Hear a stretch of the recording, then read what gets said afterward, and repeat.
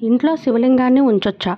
ఈ రోజుల్లో చాలామందికి ఒక అనుమానం ఉంది. అదేంటంటే ఇంట్లో శివలింగాన్ని ఉంచకూడదు. ఒకవేళ ఉంటే రోజు అభిషేకం చేయాలి.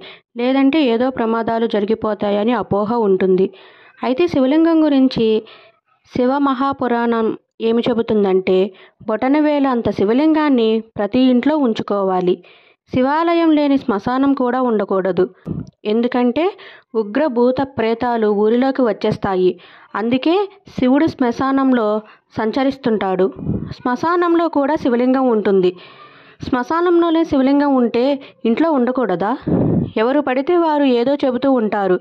ఎందుకంటే వాళ్ళ అర్ధజ్ఞానంతో వాళ్ళు వృద్ధిలోకి రారు, ఇంకొకరిని వృద్ధిలోకి రానివ్వరు. ప్రతి ఇంట్లో బొటనవేలంత శివలింగాన్ని తప్పక ఉంచుకోవాలి. ప్రతిరోజు మంచినీళ్ళతో అభిషేకం చేయాలి. లేదా ఒక కొత్త వస్త్రంలో నీళ్లను వడకట్టి ఆ నీళ్లతోనైనా అభిషేకం చేయాలి. ఒక్కొక్కసారి చేయలేని పరిస్థితిలో ఉంటే అభిషేకం చేయకున్నా పర్వాలేదు. అభిషేకం చేసేటప్పుడు మహామృత్యుంజయ మంత్రం చదవచ్చు.